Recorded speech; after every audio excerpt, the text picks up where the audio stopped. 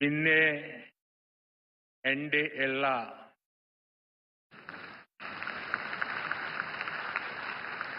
പ്രിയപ്പെട്ട മലയാളി സഹോദരി സഹോദരന്മാർക്ക്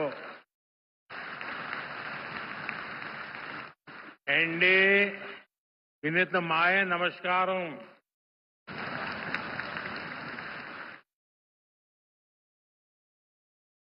आज ये परिसर देश के इतिहास की एक अभूतपूर्व घटना को याद करने का एक ऐसी ऐतिहासिक घटना जिसने न केवल हमारे स्वतंत्रता आंदोलन को नई दिशा दी, बल्कि स्वतंत्रता के उद्देश्य को, आजाद भारत के सपने को ठोस मायने दी. 100 साल पहले श्री नारायण गुरु और महात्मा गांधी की वो मुलाकात आज भी इतनी ही प्रेरक है, इतनी ही प्रासंगिक है. 100 साल पहले हुई मुलाकात सामाजिक समरसता के लिए,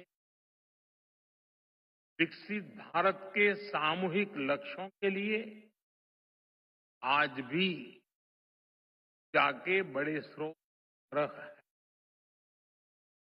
इस ऐतिहासिक अवसर पर मैं श्री नारायण गुरु के चरणों में प्रणाम करता हूं. मैं गांधी जी को भी अपनी श्रद्धांजलि अर्पित करता हूं. भाई बहनों, श्री नारायण गुरु के आदर्श पूरी मानवता के लिए बहुत बड़ी. लोग देश और समाज की सेवा के संकल्प पर काम करते हैं कि नारायण गुरु के लिए प्रकाश स्तंभ. आप सभी जानते हैं कि समाज के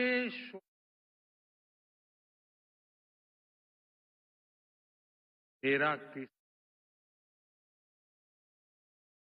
और इसलिए आज भी मैं जब समाज के शोषित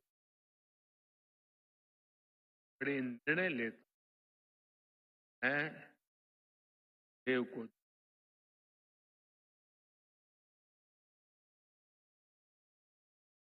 100 साल पहले के वो सामाजिक सदियों गुलामी के कारण आई और में उन बुराइयों के खिलाफ बोलने से डरते थे, लेकिन नारायण गुरु क्रोध की नहीं, वो कठिनाइयों से नहीं डरे. पास समरसता, शांति का विश्वास, सत्य, सेवा और सौहार्द में था. यही प्रेरणा हमें सबका साथ सबका विकास का रास्ता, यही विश्वास हमें उस भारत के निर्माण के लिए ताकत देता है जहां अंतिम पायदान पर खड़ा व्यक्ति हमारी पहली प्राथमिकता है. साथियों, शिवगिरी मठ से जुड़े लोग और संत जन भी जानते हैं कि श्री नारायण गुरु हैं और शिवगिरी मठ में तेरी कितनी अगाध आस्था रही. मैं भाषा तो नहीं समझ, इन पूज्य सच्चिदानंद जी जो बातें बता रहे थे, पुरानी सारी बातें याद कर रहे थे. और मैं भी देख रहा था कि उन सब बातों पर आप बड़े भाव विभोर होकर के उसके साथ जुड़ जाते थे। मेरा सौभाग्य है कि मठ के पूज्य हमेशा से अपना स्नेह दिया। मुझे याद है 2013 में, तब तो मैं गुजरात में मुख्यमंत्री, जब केदारनाथ में प्राकृतिक आपदा आई थी, तब शिवगिरी मठ के कई पूज्य संत वहां फंस गए थे, कुछ भक्तजन भी फंस गए। शिवगिरी मठ ने वहां फंसे लोगों से निकालने के लिए भारत सरकार का संपर्क नहीं किया। जी बुरा मत मानना, शिवगिरी मठ ने, मैं एक राज्य का मुख्यमंत्री था, मुझे आदेश दिया और इस सेवक पर भरोसा किया कि भाई ये काम तुम करो। और ईश्वर कृपा से सभी संत, सभी भक्तजन सुरक्षित में ला पाया था। साथियों, वैसे भी मुश्किल समय में हमारा सबसे पहला ध्यान की ओर जाता है जिसे हम अपना मानते, जिस पर हम अपना अधिकार समझते हैं। ये खुशी है आप अपना अधिकार मुझ पर।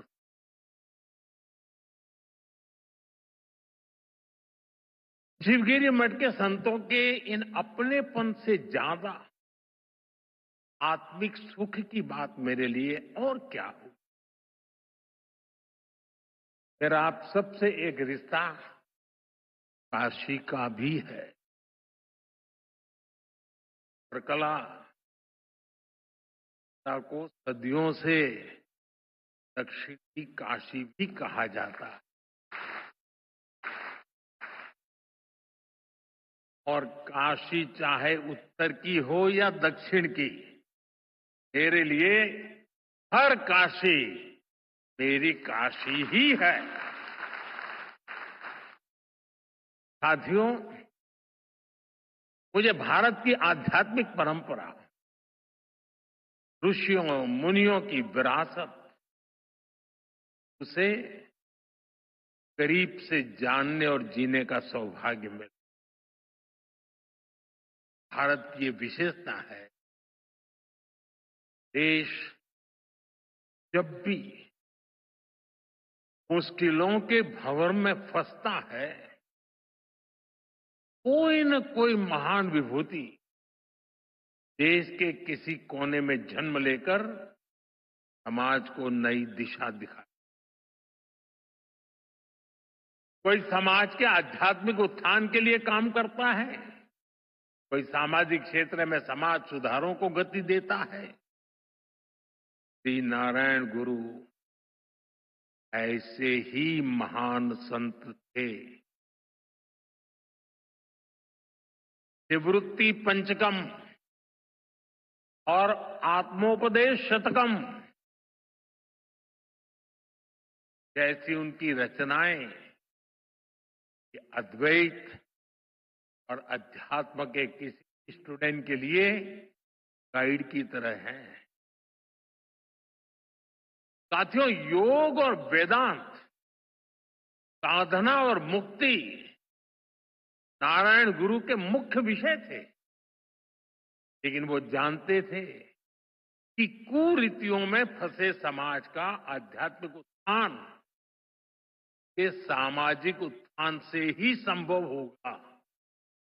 कि उन्होंने अध्यात्म को समाज सुधार और समाज कल्याण का एक माध्यम बनाया, और श्री नारायण गुरु के ऐसे प्रयासों से गांधी जी ने भी प्रेरणा पाई। से मार्गदर्शन लिया। देव रविन्द्रनाथ टैगोर जैसे विद्वानों को भी श्री नारायण गुरु से चर्चा का लाभ मिला। साथियों, एक बार किसी ने श्री नारायण गुरु की आत्मोपदेश शतकम रमण महर्षि जी को सुनाई थी। उसे सुनकर रमण महर्षि जी ने कहा था, अवर एल्लाम तेरिंजवर, यानी वो सब कुछ जानते हैं।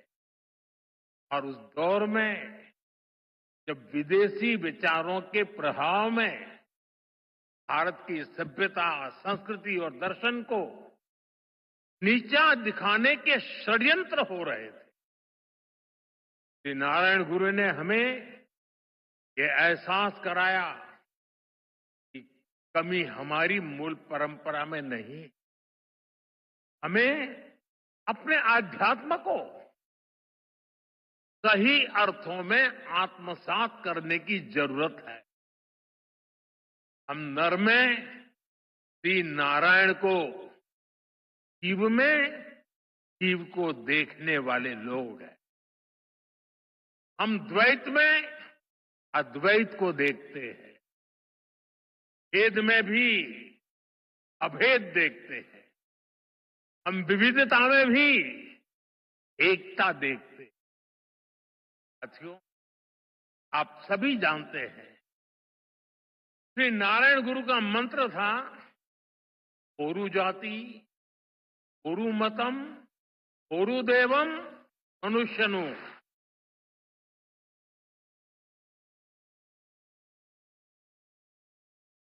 यानी पूरी मानवता की एकता, जीव मात्र की एकता, ये विचार भारत की जीवन संस्कृति का मूल है, का आधार है।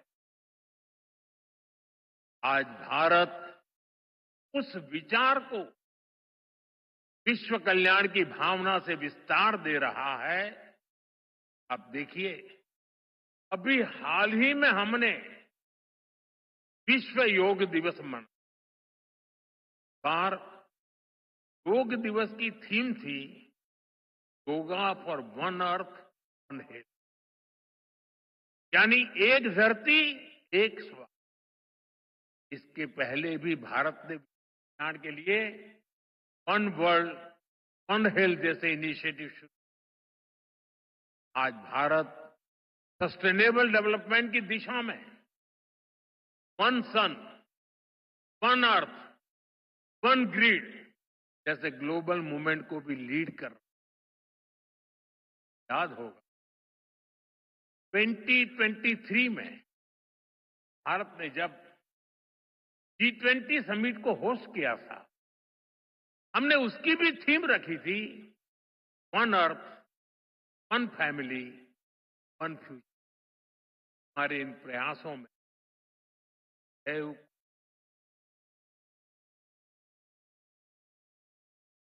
श्री नारायण गुरु जैसे संतों की प्रेरणा जुड़ी हुई है। साथियों, श्री नारायण गुरु ने एक ऐसे समाज की परिकल्पना की थी जो भेदभाव से मुक्त हो। मुझे संतोष है कि आज देश सेचुरेशन अप्रोच पर चलते हुए भेदभाव की हर गुंजाइश को खत्म कर रहा है। लेकिन आप 10-11 साल पहले की हालत को याद करिए। आजादी की देशवासी ऐसा जीवन, करोड़ों परिवारों के सिर पर छत तक, लाखों गांवों में पीने का साफ पानी नहीं, छोटी छोटी बीमारी में भी इलाज कराने का विकल्प नहीं, गंभीर बीमारी हो जाए जीवन बचाने का कोई रास्ता नहीं। करोड़ों गरीब, दलित, आदिवासी महिलाएं मूलभूत मानवीय गरिमा से वंचित थे। ये करोड़ों लोग इतनी पीढ़ियों से इन कठिनाइयों में जीते चले आ रहे कि मन में बेहतर जिंदगी की उम्मीद तक मर चुकी थी। देश की बड़ी आबादी ऐसी पीड़ा और निराशा में थी। देश कैसे प्रगति कर सकता, और इसलिए ये सब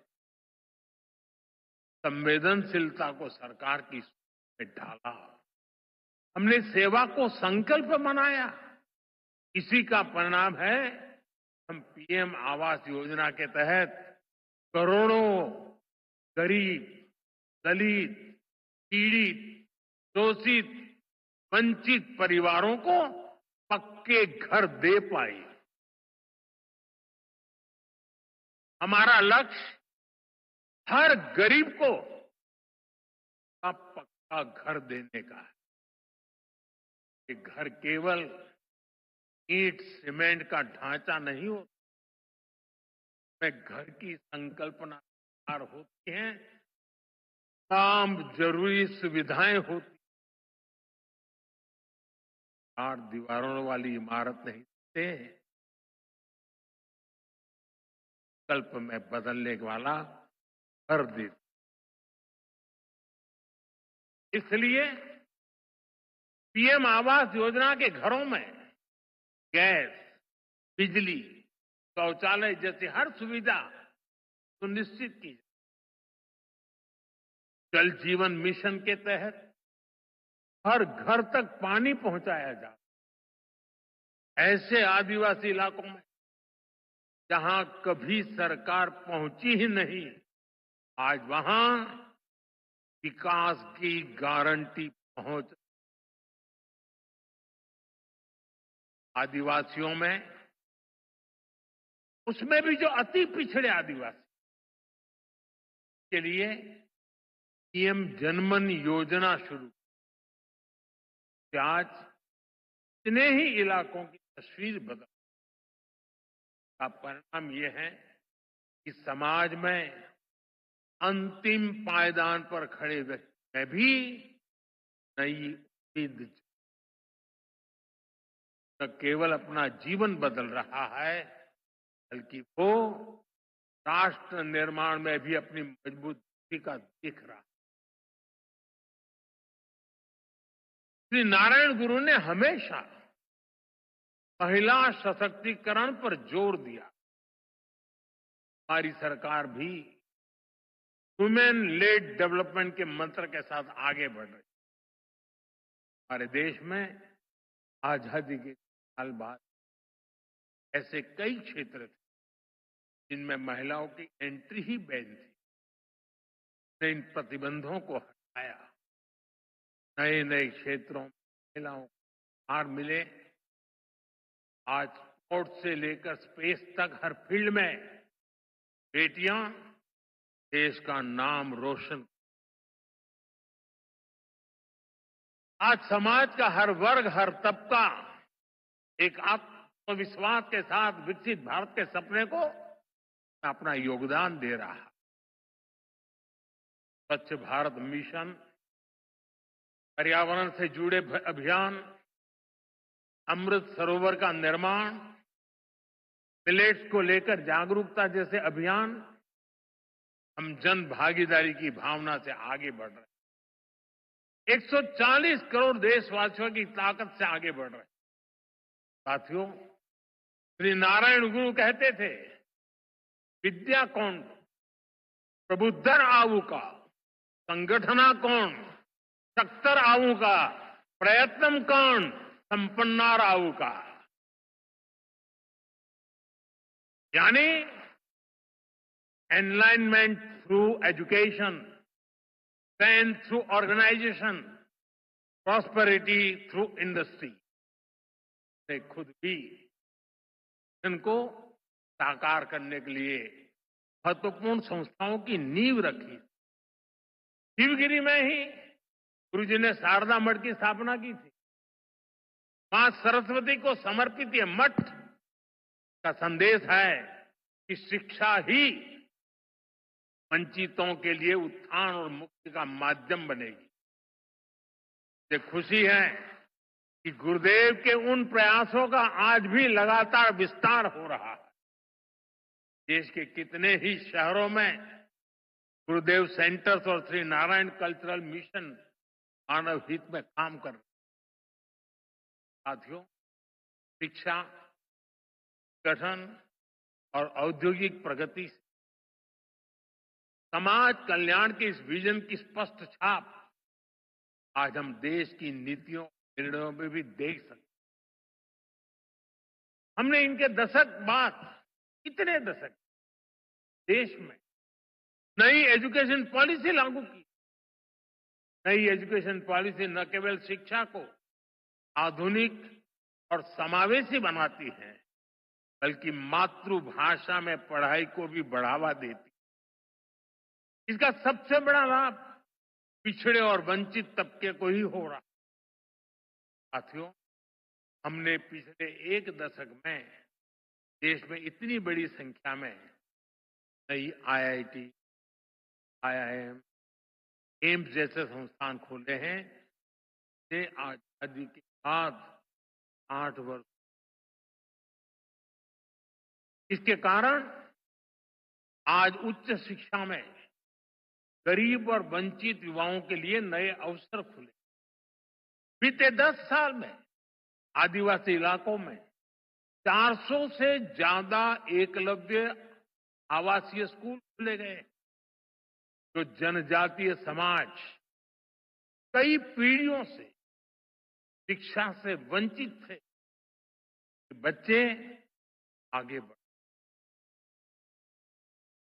शिक्षा को सीधे स्किल और अवसरों से जोड़ा। स्किल इंडिया जैसे मिशन देश के युवाओं को देश की औद्योगिक प्रगति, प्राइवेट सेक्टर में हो रहे बड़े रिफॉर्म, मुद्रा योजना, स्टैंड अप योजना, इन सबका भी सबसे बड़ा लाभ दलित, पिछड़ा और आदिवासी समाज को हो। नारायण गुरु एक सशक्त भारत चाहते थे। भारत के सशक्तिकरण के लिए हमें आर्थिक, सामाजिक और सैन्य हर पहलू में आगे रहना है। आज देश इसी रास्ते पर। भारत तेजी से दुनिया की तीसरे नंबर की इकोनॉमी बनने की तरफ बढ़ रहा है। हाल में दुनिया ने ये भी देखा है भारत का सामर्थ्य। ऑपरेशन सिंदूर,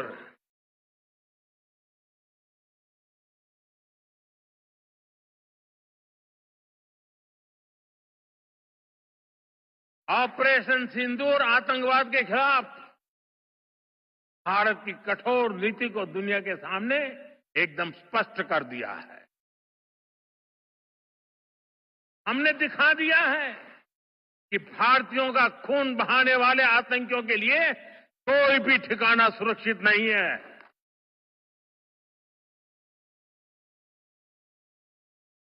साथियों, आज का भारत देश हित में जो भी हो सकता, जो भी सही है, के हिसाब से आज सैन्य जरूरतों के लिए भी भारत की विदेशों पर निर्भरता लगातार कम हो रही है। हम डिफेंस सेक्टर में आत्मनिर्भर हो रहे हैं और इसका प्रभाव हमने ऑपरेशन सिंदूर के दौरान भी देखा है। हमारी सेनाओं ने भारत में बने हथियारों से दुश्मन को 22 मिनट में 22 मिनट में घुटने टेकने के लिए मजबूर कर दिया। ये विश्वास है आने वाले समय में मेड इन इंडिया हथियारों का डंका पूरी दुनिया में बजेगा।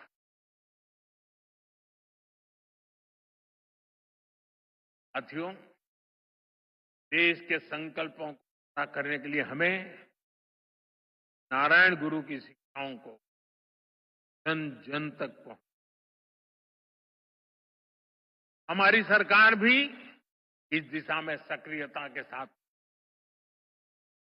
हम शिवगिरी सर्किट का निर्माण करके नारायण गुरु